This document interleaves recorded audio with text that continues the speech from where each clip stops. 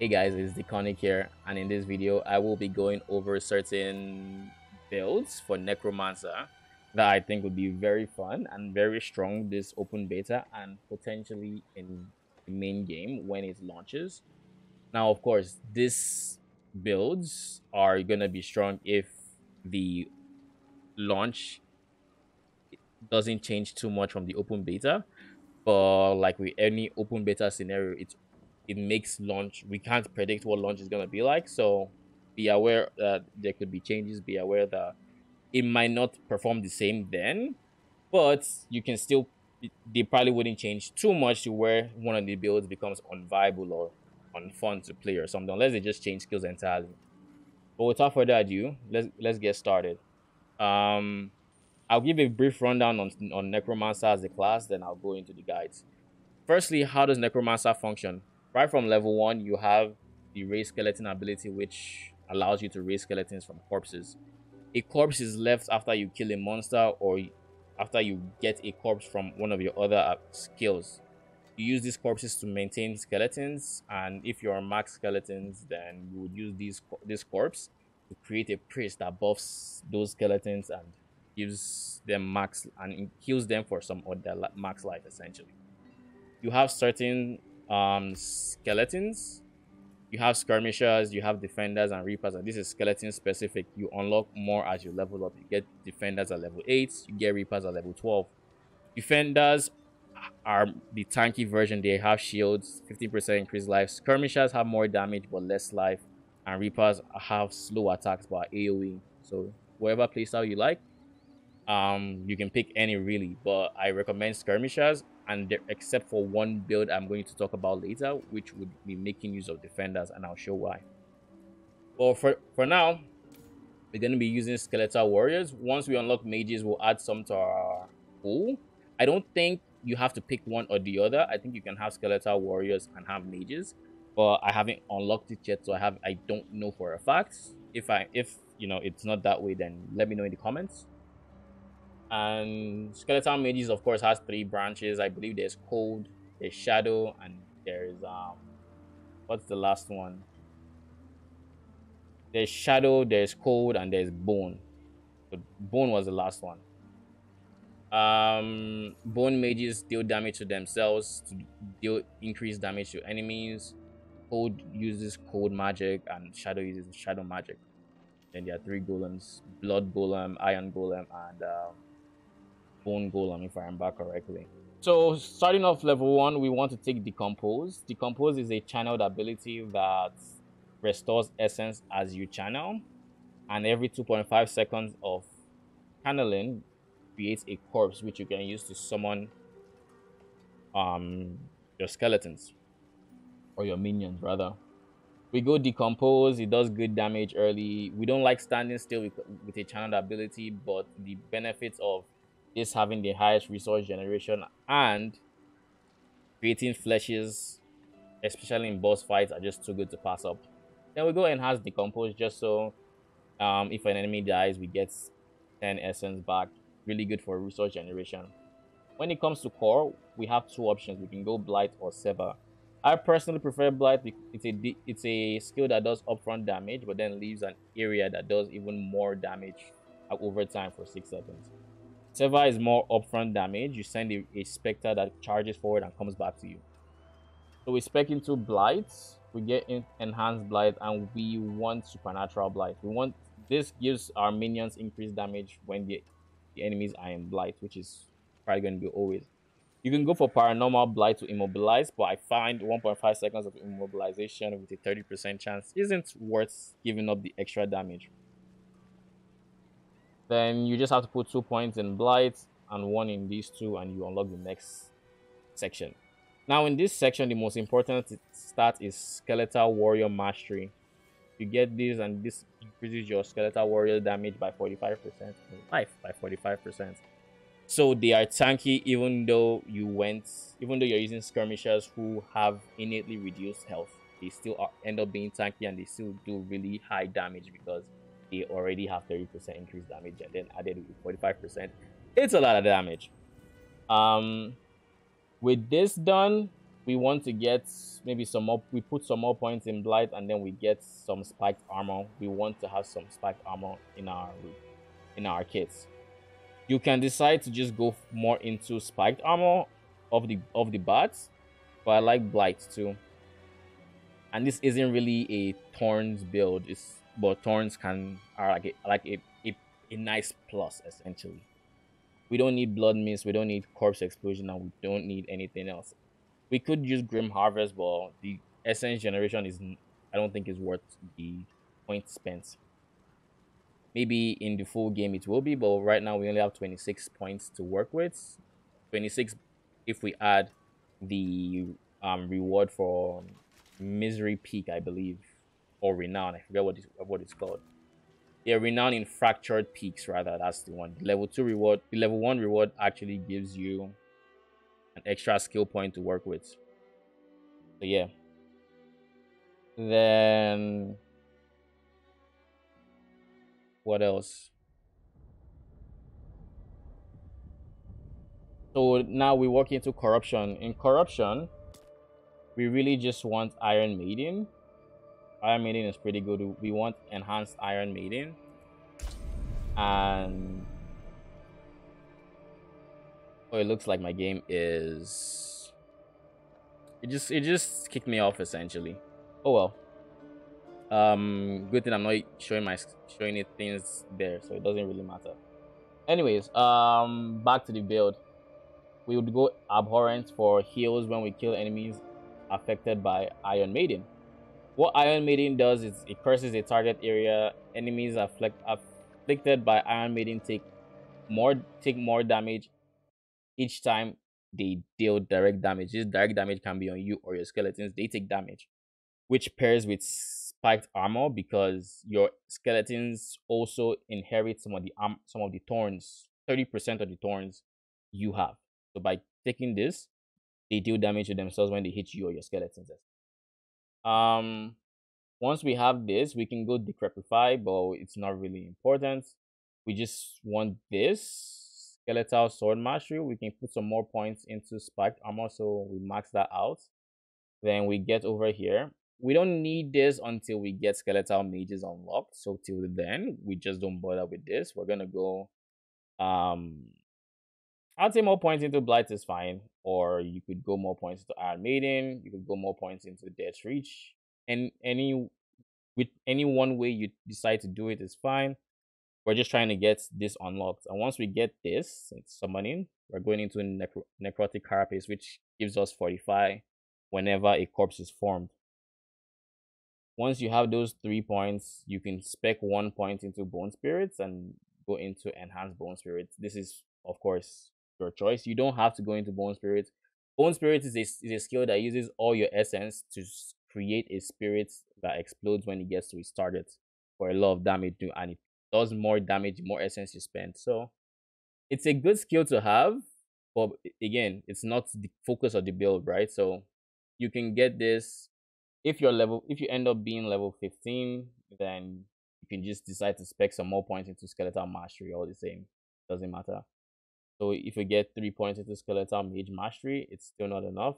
Going to the next one. So we can put some more points into blight. We can put more into Iron Maiden, depending on how you want your damage to be applied. And then the final skill for minion necromancer is Army of the Dead, which when it's an ultimate skill, when you cast it, it summons skeletons that explode when they reach enemies. So for 7 seconds, volatile skeletons would keep spawning and exploding. And it's a really good skill. The best ultimate we can ask for in a minion build right now. And we have with our extra skill points, we have a couple of options. You can of course go max out any skill you currently are expecting to, but you don't have like fully maxed out. You can decide to go where is it? Extra healing for your skeletons. So this allows your skeletons to stay alive more tankiness. This would give your skeletons more damage, 4% increase attack speed. This is what I'd recommend with your last point. Taking a point into inspiring leader. That's what I plan to do. And then there's some some pretty nice legendaries and uniques you could go for. I currently was lucky enough to find a unique or legendary that gave increased skeletal mage, increased max skeletal mage.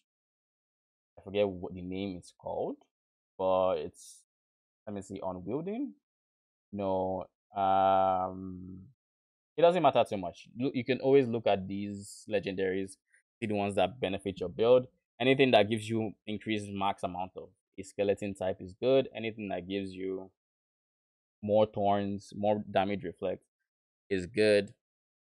Play with what you find. I don't think everything is in the everything might not be in the what's it called, in the open beta, but anything that's not in the open beta is also should be in the main game and you can play around with. Again, they complement your build, but they are by no means compulsory to have.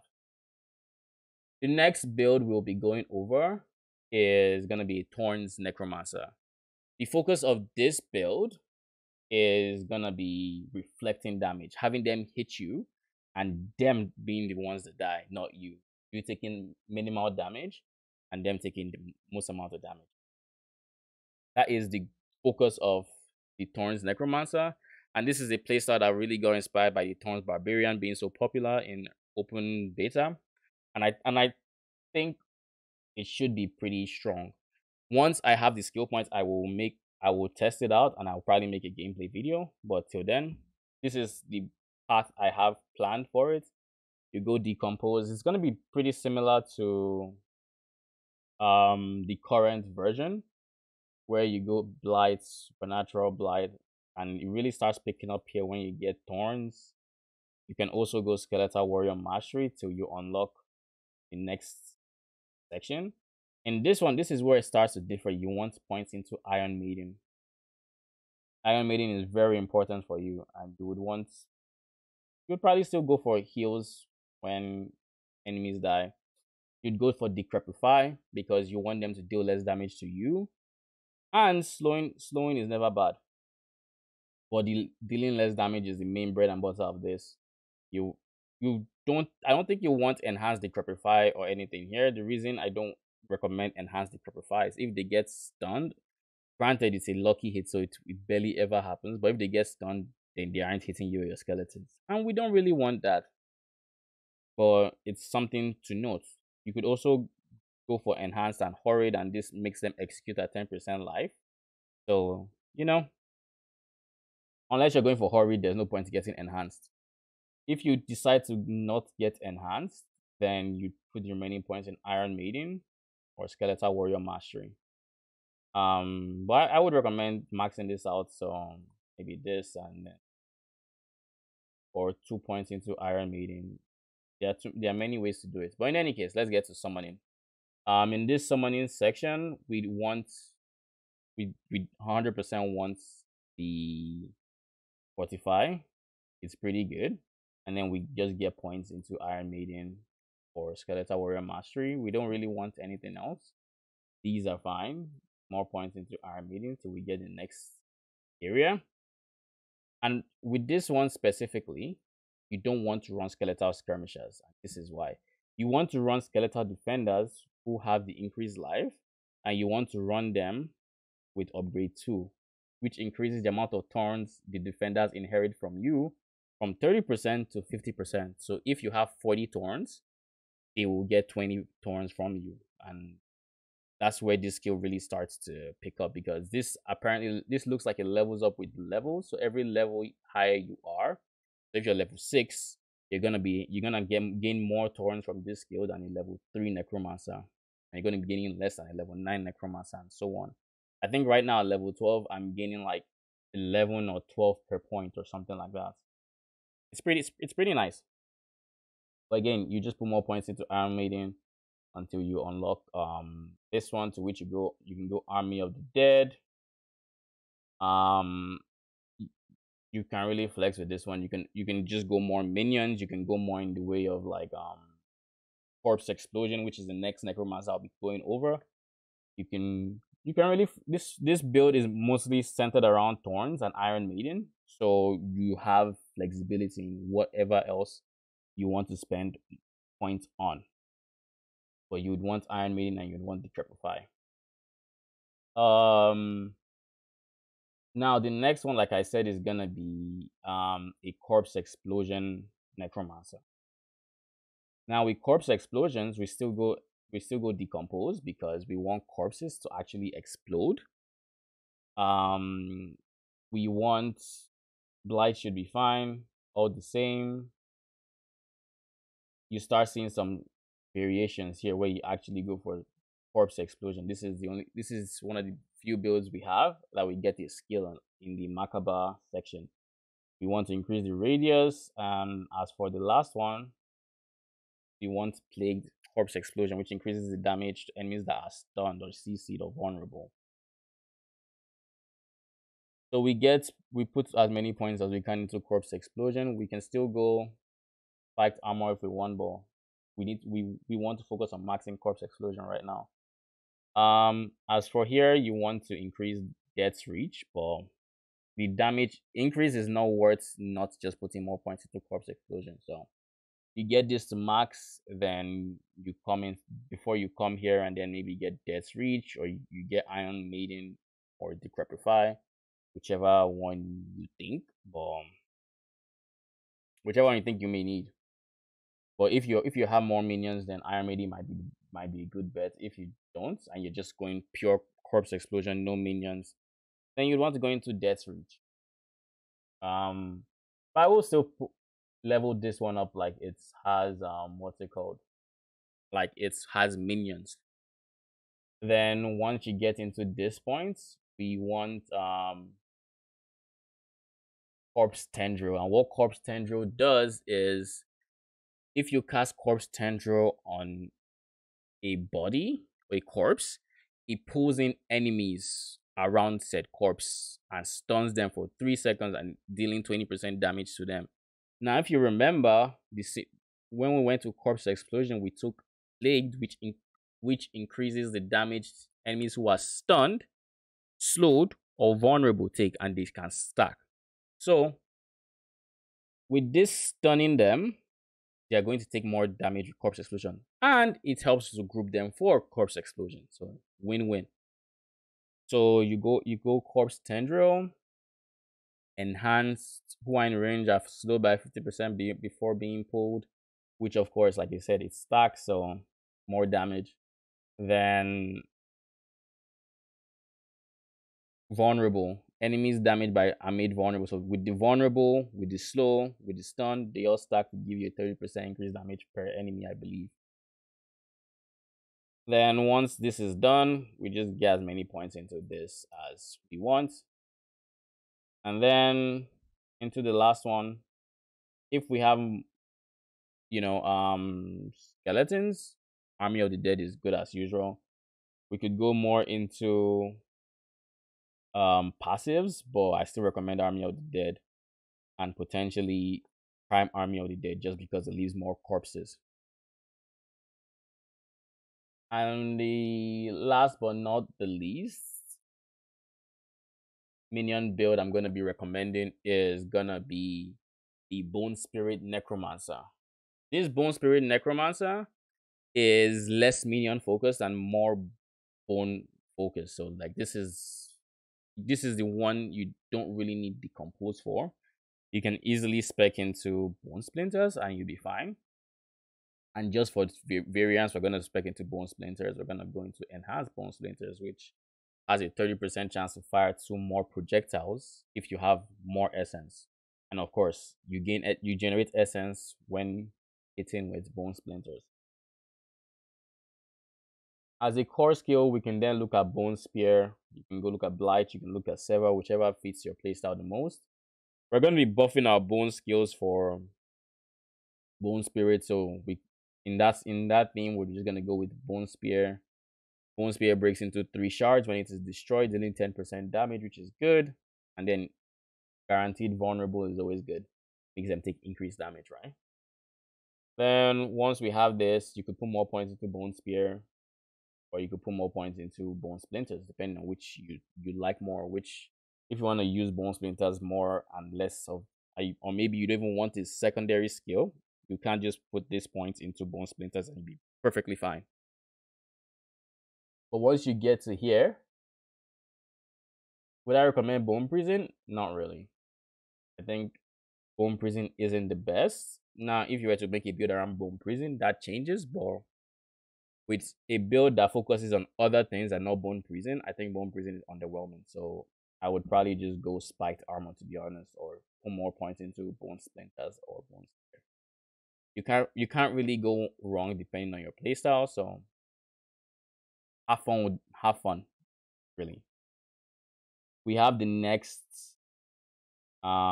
section open, and in this section we're gonna be going probably Death's Reach.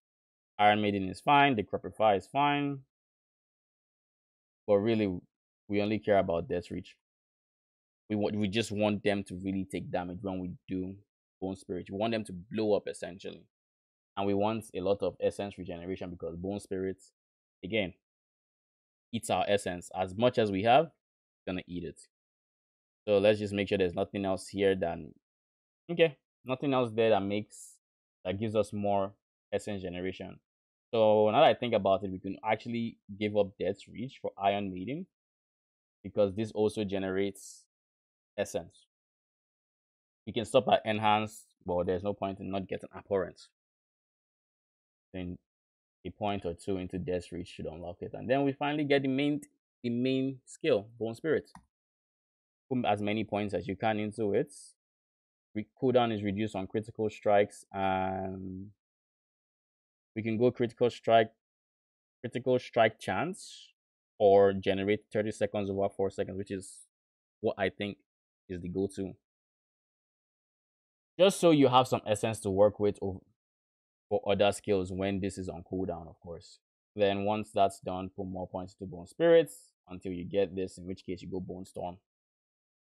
Bone Storm creates a swirling storm of bones around you and your golem, dealing 180% to surrounding enemies over 10 seconds. So it's just really good damage. And I think the prime is going to be pretty good. Your damage reduction is increased by 15% while Bone Storm is active. So this is just more damage reduction. You can go this. You can still kind of go Army of the Dead, but I think I recommend Bone Storm really. You can also, and this is something I didn't mention, you can also skip an ultimate, though I wouldn't recommend skipping an ultimate, but you can do that to have maybe 2 more points into your bone skills. So like here, every 100 essence you spend reduces the cooldown. So this here would reduce the cooldown of your Bone Spirit by 0.5 seconds every time you cast it if you were at full essence.